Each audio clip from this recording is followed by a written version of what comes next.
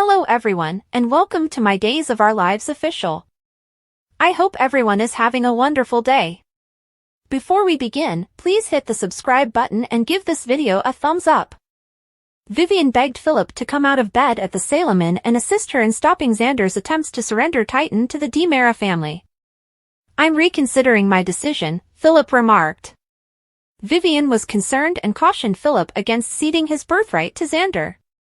Philip said, "My hesitation is entirely related to his wife and has nothing to do with my half-wit brother."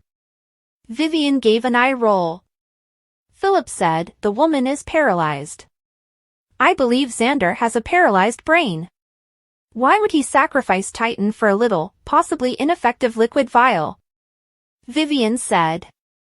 Vivian maintained that because Sarah had chosen to wed Xander, she was entitled to whatever happened to her. Philip jokingly said, "You and that tender heart of yours. Not to mention that you own Titan," Vivian emphasized. Philip didn't agree. Vivian used Victor's letter as evidence. "I am aware that this is not only what Victor desired, but also what I would have received if I had not allowed my fixation with Chloe Lane to control me," Philip remarked. "Exactly," answered Vivian. When Xander entered the DiMera living room, Kristen was enjoying a cup of tea. Xander was questioned by Kristen if he had succeeded in getting Philip to rescind his injunction. Xander declined. Though he was concerned that Philip would drag out the matter for years, Xander contended that Philip's injunction would not stand up in court. Xander whispered, "And I'll be damned if I'm going to watch Sarah spend another one of Victoria's birthdays in that bloody wheelchair." Instead, Kristen asked Xander what he was thinking of. Admired Days, B&B, General Hospital, or other soap operas. Participate in the discussion on our SC boards. To interact with fans and start a conversation right away, click here. Easy. "For genuine, Philip must die," Xander remarked. "So you want to kill Philip in order to grease the wheels of justice?" Kristen inquired. Xander said that despite being his brother, Philip had been a constant cause of sorrow. "Don't you think this is a bit extreme? Really, are you ready to kill your brother in cold blood?" Kristen inquired. "Obviously not. However, I'm rather certain that you are," Xander stated. Kristen chuckled incredulously. "I take it you want Titan?" Xander inquired. "Sure, as much as you desire that serum. Why don't you take the initiative?" Kristen said. If something happened to Philip, Xander contended, the police would point the finger at him. "The same is true for me as well," Kristen shot back. Xander sighed and adjusted his strategy. Xander brought up the fact that over the years, Kristen had requested him to kill several people. "I apologize. Though not so much that I would kill for it, I do want Titan," Kristen remarked. Xander whispered, "So we're right back where we started." Xander was instructed by Kristen to stop Philip in another means. Tate woke up beside Sophia in bed in the penthouse and grinned at her. Sophia remarked, "So, that happened." When Tate's family found out she had stayed over, Sophia asked him what he intended to tell them. "They had probably all gone for the day," Tate observed, because no one had knocked on the door. Sophia remarked, "So this was good timing."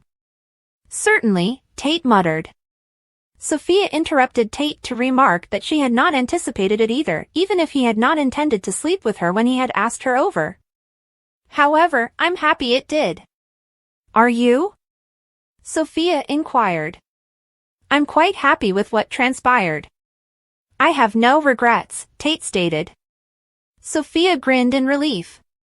Sophia's phone beeped while Tate kissed her. Sophia moaned as she looked at her phone. Sophia clarified that her buddy had to fill in for her after her mother had called her home. Tate went to fend for breakfast while Sophia contacted her mother. Tate saw Holly's text as he picked up his phone as he passed past the living room. Tate was still gazing at Holly's text when Sophia finished getting dressed, talking to her mother on the phone, and joining him in the living room. "What's wrong?" Sophia inquired. Tate claimed that everything was okay while putting his phone in his pocket. After saying goodbye with a kiss, Sophia departed with Tate. When Holly noticed that Tate had not replied to her text from the night before, she sighed in the Kiriaki's living room. Holly and Sarah welcomed each other cordially as Sarah walked into the room. She briefly summarized what had happened in Paris when Holly inquired about it. Holly went on to say that she had now come to terms with Nicole and Eric's deceit and had forgiven them. "That brings me great joy. And for your benefit as well as theirs," Sarah added. Holly was reminded by Sarah that she could chat to her if she needed to. Holly inquired about Fiona's disclosures. "That's terrible. It must have ruined Xander," Holly remarked. Sarah gave a nod in agreement. "He is now more driven than ever to assist me in walking once more. He's making every effort to obtain that serum," Sarah remarked. "Which serum?" Holly inquired. Sarah explained the serum and Kristen's request for the medication to Holly. "So Xander is just going to hand over his family business to Kristen?" Holly inquired.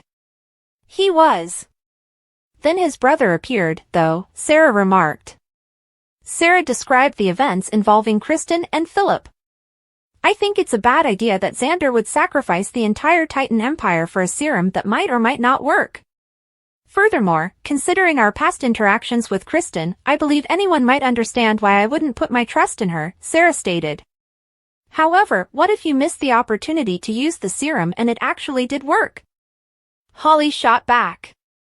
Sarah shrugged and said she had been getting used to living in a wheelchair.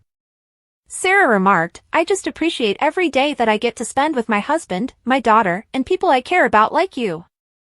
Holly remarked, "You have such a great attitude." Sarah mentioned that she hoped to maintain her optimism. Sarah acknowledged that Xander was her main concern. "He truly wants nothing more than to get his hands on that serum so I can walk again," Sarah remarked.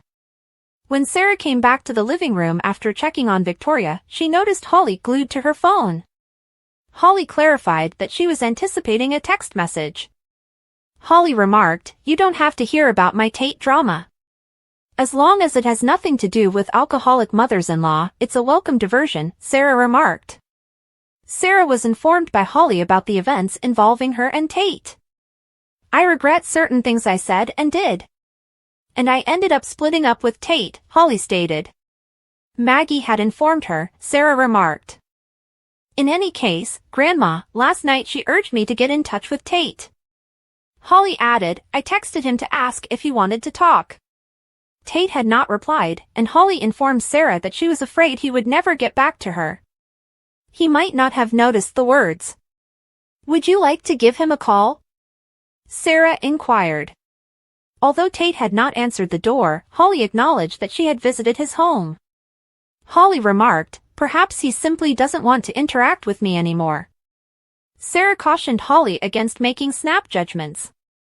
Sarah remarked, "I have no doubt that he will be willing to speak with you and try to resolve the situation."